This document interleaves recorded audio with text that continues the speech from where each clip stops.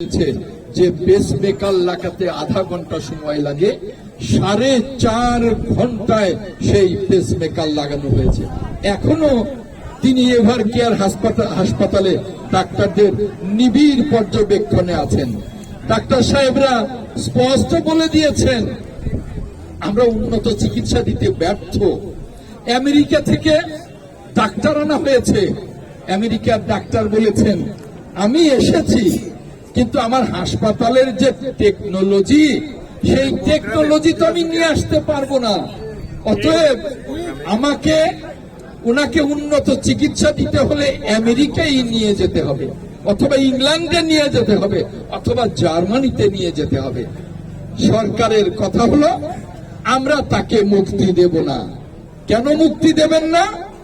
সরকারের কথা হলো যে দেশনেত্রী বেগম খালেদা জিয়া বাংলাদেশের সবচেয়ে জনপ্রিয় নেত্রী, তাকে মুক্তি দিলে যেভাবে 14তে ভোট ছাড়া ক্ষমতায় এসেছি, যেভাবে 18তে ভোট ছাড়া ক্ষমতায় এসেছি, যেভাবে 2024-এ দামি নির্বাচন করে ক্ষমতায় এসেছি, দেশনেত্রী বেগম খালেদা জিয়াকে মুক্তি দিলে বাংলাদেশের মানুষ, সারা বাংলাদেশ জেগে উঠবে।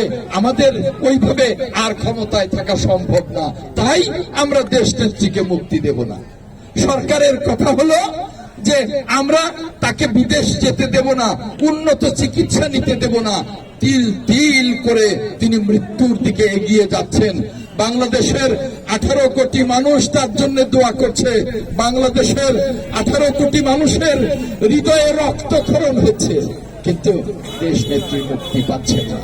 কারণ সরকার চান তিল তিল করে দেশনেত্রী বেগম খালেদা জিয়া মৃত্যুর দিকে এগিয়ে যাক। সরকার চান দেশনেত্রী মৃত্যুর দিকে চলে যান, তাতে সরকারের সুবিধে।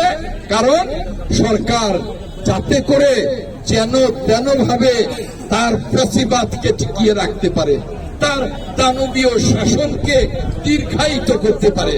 কিন্তু আমরা বাংলাদেশের মানুষ ঐক্যবদ্ধ হয়েছে। বাংলাদেশের 65টি গণতান্ত্রিক দল ঐক্যবদ্ধ হয়েছে। আমরা দেশনেত্রীর মুক্তির আন্দোলনকে এগিয়ে নিয়ে যাব চূড়ান্ত পর্যায়ে। সেই দেশনেত্রীর মুক্তির আন্দোলন এই সরকারের পতনের আন্দোলনের উপর। মুক্তি মুক্তি মুক্তি চাই, আর কিছু হলে আজ হয়েই গেছে। আমাদের দেশের মানবাধিকার আজ ভুলণ্ঠিত। বিচার বিভাগ আজকে সম্পূর্ণভাবে সরকারের নিয়ন্ত্রণে চলে গেছে। আজকে বাংলাদেশের সাংবিধানিক প্রতিষ্ঠানগুলো সব দলীয়করণ হয়ে গেছে। আজ আমরা দেখতে পাচ্ছি এই সরকার এমন নতজানু পররাষ্ট্রনীতি গ্রহণ করেছে যে বাংলাদেশের স্বাধীনতা থাকলো কি থাকলো না, সরকারের ভ্রুক্ষেপ নেই, তারা ক্ষমতায় থাকতে চায়। দামি নির্বাচনের আগে সরকার বলেছিল যে ওই সেন্ট মার্টিন দ্বীপ দিতে পারবো না বলে ক্ষমতায় থাকতে পারবো না। তাহলে দামি নির্বাচন করে সরকার ক্ষমতায় এসছেন, তাহলে কি আমরা ধরে নেব সেন্ট মার্টিন দ্বীপ দিয়ে দিয়েছে? সরকার বলেছিল যে কোনো গোপন চুক্তি করে আসবো না। তাহলে এই যে পাশের দেশের সাথে চুক্তিগুলো হলো, এই চুক্তির বলেই কি সরকার ওই 7 জানুয়ারির দাবি নির্বাচন করে আবার ক্ষমতায় এসছে? আমরা বাংলাদেশটা রক্তের বিনিময়ে স্বাধীন করেছি। রক্তের বিনিময়ে বাংলাদেশ স্বাধীন হয়েছে, কারোর দয়ায় নয়। যুদ্ধ করে, যে যুদ্ধের ঘোষণা দিয়েছিলেন আমাদের নেতা, বাংলাদেশের মহান ঘোষক, বিএনপির প্রতিষ্ঠাতা, আধুনিক বাংলাদেশের রূপকার, যিনি তিল তিল করে বাংলাদেশটাকে গড়তে গিয়ে হাসতে হাসতে জীবন দিয়েছেন, তবু তিনি কারো কাছে মাথা নত করেন নাই। সেই শহীদ রাষ্ট্রপতি জিয়াউর রহমান যখন একজন মেজর ছিলেন তখন তিনি বাংলাদেশের স্বাধীনতা ঘোষণা করেছিলেন, যার স্বাধীনতা ঘোষণায় উদ্বুদ্ধ হয়ে আমি এবং হাজার হাজার মুক্তি খালেদা জিয়ার সাথে গণতন্ত্র মানবাধিকার একাকার হয়ে গেছে। তাই এই সরকার ভীত সন্ত্রস্ত। এই সরকার ভীত সন্ত্রস্ত বলেই কত সন্ত্রাসীকে মুক্তি দেয় আর দেশনেত্রীকে জামিন দেয় না। গিয়ে নিয়ে যেতে হবে।